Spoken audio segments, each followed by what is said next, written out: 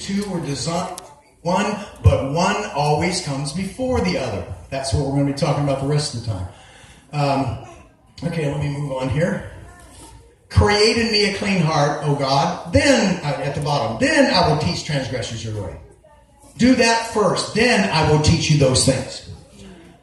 Now let's talk about the word heart. What does in your heart, or God knows in your heart, mean? Thank you. I remember one of the first places I taught many moons ago, and I'm sure you've all seen this exact picture. I'm sitting there talking about, and seeing for some reason Christmas or something came up. And there was this sweet little old lady in the back of the room that stood up and said, you know, I've heard this kind of lecture before, and I know it's wrong, but God knows my heart. Right? How many times have you heard, yeah, well, God knows my heart? Of course, my first response was, yeah, and that should make you, yeah. Oh, shit. Yeah, and it's desperately wicked. We're going to have that up here in a minute. But, yeah, he knows your heart. He says it's desperately wicked. And besides that, you ought to be shaking in your boots when you hear that, because the reality is he does know your heart. He really, really, really, really does know our hearts very good. He really does. And so we, on the outside, may be able to fool the masses. But when the smoke clears, I don't know who says that, okay? But when the smoke clears, it's going to be God knowing your heart is going to make a difference. Okay? That's why that's got to be dealt with first. That's why when I'm speaking to those young people, and not a single one of them ever even asked God to come in and change their heart and make them new. That concerns me. Okay? And so that's why I'm slightly passionate about this particular subject. Not that, you know, to some people they're hammers and everything's a nail. I'm not saying that. I'm saying this is one of my concerns, because I'm not one of those people that necessarily believe Yeshua is coming next Tuesday. Okay, we've been raised in a whole generation where there's a different opinion on when about every couple of years, right? Every couple of years we wait for it. I've been doing that for 65 years now. Okay? Wait a minute, I'm only 38. I mean, but for all those years now, and I've seen all these things come and go. And when I talk to these young people, not only here, but internationally as well, and I hear their cries and I hear what they're saying, I don't know how many young people have come up to me and just grab you around the shoulders and they cry and they won't let go. You don't know what to do. You don't know what kind of stupid look to have in your face, you know. And they're just crying and crying and crying, and they'll say something like, "I wanted to have a family. I wanted to have a baby and a family. I guess I'm not going to have that, you know." Okay. Now I'm not taking away from the sincerity of Yeshua coming. I believe with all my heart that Yeshua is returning. Make no mistake about that. I'm not confident of everybody's predictions of his returning, but I am confident that he is returning. I'm just saying we need to be careful sometimes about the language and the zealousness of this kind of thing. Charts all over the wall and everything, and they look at these things and they're thinking, well, guess I don't have a future.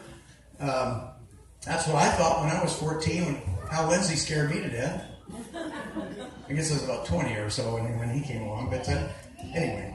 Having said that, let's talk about the etymology of heart. God knows my heart. In the English, of course, if you look up the English word, the Greek word, or the Hebrew word, you're going to see the first definition is always natural. One of the principles we're going to be talking about here is that Paul tells us that which comes first is natural, then that which is spiritual. The natural, God's revelation to man started in the natural. That's why I said yesterday, you go to the opening chapters of Genesis, there's no spiritual stuff going on there, folks. There's no symbolism, figures of speech, metaphor, none of that stuff. It's all birds, bees, flowers, trees, ground, water, dirt, all that kind of stuff. And the example I've always used is you can't convince people that a dove is a symbol of the Holy Spirit unless you first teach them what a dove is. Now, when they know what a dove is, now it can be a symbol of something, but you can't start out with a dove as a symbol. And so we bring these things in the natural first. So it's the chief physical organ of life, the center of emotion. Now when you get into the center of emotion, now you're getting into the abstract. The organ of life, the thing beating and pumping in your chest, is the concrete. That's the natural picture in which you eventually get an abstract understanding. Because what we're going to find out here about heart is that your heart is the core. It's the center of who you are. Your heart is your constitution. It's what drives everything that you're going to do on the outside. It's all based on what's in the very core. That's why the heart in the Bible is used to be in the midst of something. Jonah was in the belly, the midst of the belly of the whale, in the midst of the ground, midst of the earth. So it's used in Hebrew and other language to describe in the very core or center or foundation of something. In Greek is cardia. You know where that comes from, cardiologist. And in the Greek will tell you it's the central and primary organ of the blood and the source of man's mental and moral abilities. So the first is the natural, then the second one is the abstract. But as I said last night, I want to focus on the blood here a little bit because the blood establishes the relationship. And that's seen on the altar. The reason why one of the reasons we have sacrifices and animals and blood in the Tanakh when there was a temple, because that first place established the relationship first. Some of you know the story of Cain and Abel, for example. Some of you probably already know this, but I'm just going to use it very quickly. A little portion of this I first learned from my good friend Bill Cloud, name dropper. Bill had just mentioned something casually about this a while back, and I just kind of ran with it from there. But when you go to the opening chapters of Genesis, I'm going to suggest you, I think we'll do it later, that there's a pattern there. How many of you look for patterns in the scriptures? That's designed by God. The whole idea of something occurring over and over and over again is the reason why he's called Father. The reason why he's called Father is because that's the way fathers are with children. You know, how many times have I told you that? Okay? And so we get frustrated with our children because we told them the same thing over and over and over, Vincent, and they didn't. It is. Now, we should not be bawling them out if we never told them. If it was a surprise to them. That's the reason why Yeshua had a problem with the Pharisees. He would not have the right to call them snakes, vipers, hypocrites, if he didn't already tell them everything that was supposed to go on in the first place. The reason why he called them that, he was frustrated with them, because all over the Bible that they say they believe in and follow is his coming, taking upon flesh and dwelling among us, and what he would do on that tree. It was always understood about everything. And so when they didn't see that, he got a little frustrated with them, just like a father would with any child. I've told you the same thing over and over and over again. Why don't you understand it? That's the way fathers are. So we see it in the natural first and then spiritual. In Hebrew, of course, it is lev. Lev. It comes from the root lavav. L-A-V-A-V, for those of you who can't see my small writing. You look at that in the dictionary, and guess what it says first? Blood pump. We're going to talk about the blood here a lot this week. The blood pump. The one that pumps the blood and gives life to all the other organs of the body. So if you don't have a new heart, then you've got the same old things going on in the rest of the body. You've got to have a new heart. Then it gets into the abstract, the enclosed center, the middle, or in the midst of. Which is one of the great Hebrew grammarians. It's to conjoin in the central core. Moving on, it is based upon a lamed, a bet, and a bet, two bets and a lamed, and that means that which leads the home. The lamed, we put the thing back, sorry about that. The lamed is the shepherd's staff, which means to lead or to guide. The bet is the home, the house. You're going to see that the word for, in Hebrew, the word for love and the word for heart have fundamentally the same meaning. Everything's based upon the home. Everything's based upon the house. That's why we need to get our lives straightened back out and get focused on our wives and our children, our families, and our homes. And in this community of believers. One of the biggest problems in our walk is the same problem with a lot of religious systems, trying to save the whole world at the same time. We ought to just focus on one little communities first, and but too many ministries. You go on the internet, and ministries advertising that it's as if they're trying to save the whole world all by themselves. You know, so support our ministry because we're out there saving the whole world. That's our problem. We're buying enough more than we can chew. But the whole idea is the home, the house. So true love. Remember the movie Love? True love. I knew some of you said, all right. Inconceivable. I don't think means.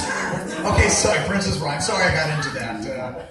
I just angered some of you. But bear with me. Okay, everything, when it's love, when you're truly loved, that means the focus is the home. Because that's what the word for love means. Ahav. Ahav is also Aleph, Hey, Bet. The strength, the revelation of the strength and power of the home. The father begins with the home. He begins with a mother, a husband and a wife, and then children. That's the way everything was designed in the beginning. No temples, no priesthood, none of that stuff. None of that was part of the plan. The plan was always mother, father, husbands, children, live in the garden, peace, for eternity.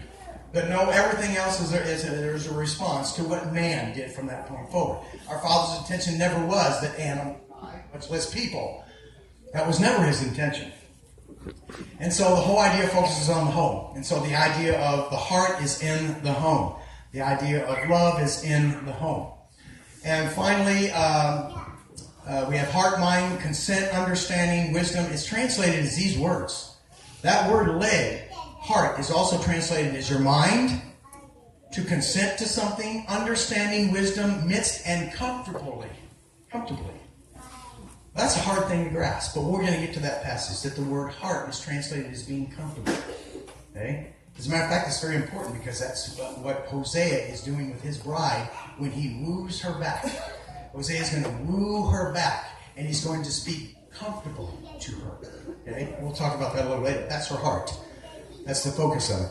Okay, in ancient Greek and Hebrew, I talked about this earlier, literature, the stomach, the belly, the throat, and the mouth were all synonymous with the heart. Out of the heart are the... What did Brian quote? It's out of the heart the mouth speaks. So what comes out of here comes from here.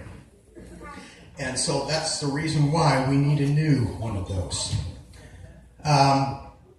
I'm tempted to do something, but I'm not going to do it. God knows what's in my heart. Once again, yes, and it's desperately wicked, according to Jeremiah 17:9. Yes, and this should send chills down your back. We talked about that earlier. God knows your heart. However, sometimes that new creation needs time to express itself. I did this in this series. I'm not going to do it here. I am going to skip some things here because I'm the teacher and you're not. So, okay. So I got the mic. Get the bully pulpit, as it will.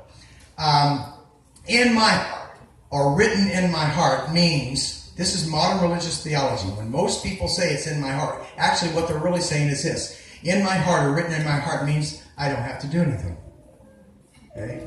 It's in my heart, which translates into I don't have to do anything because it's already in my heart. So in my heart means nothing. It means I don't do anything. Am I not right? Okay? That's really what they're saying when they say that. Well, I'm worshiping God in my heart. Okay? Stand there like this. Aren't you worshiping God in my heart? Which is okay, I guess, as long as you do that. I love that when I was a pastor and have people say, I don't need to try to get him to come to church when you're a pastor. I don't need to go to your church to worship God. I can go up on the mountain to worship God. That's fine, but they never go to the mountain and worship God. Okay? They just say, well, I can go on the mountain and worship God. So everything... It's just an excuse not to do. If I do anything, keeping commandments, then I am adding to the finished work of Christ on the cross. And we're going to talk about that a little later. How many times have you heard that? That's traditional Christian theology, is if I add anything to what he already did on the cross, I'm adding to the finished work of Christ on the cross. Because when Yeshua was hanging on the tree, he says, it is finished. And so therefore, that's it. You do anything above that, you're adding to the finished work of Christ. We'll talk about that a little bit later. Some things I'm going to skip. That's one of them. I want to give you some rabbinical quotes. Now, some of you know my feelings about this. I only quote the rabbis when the rabbis agree with me. Okay? And I just come out with that. Okay? And the other reason I'm saying that is because sometimes when we do that, we're actually misleading people. Because sometimes quoting, like sometimes when I'm doing science with the kids, I'll quote Einstein or Nikola Tesla or someone like that, which leads people to think that what I'm saying must be right because Einstein said it. And some of you know me well enough to know I threw Einstein out the window about 2 years ago. Okay? I'm a Tesla guy now anyway, not an Einstein guy. Okay, but nonetheless, when some of us quote the rabbi. Sometimes it misleads people to think, well, it must be true if the rabbi said it. Okay?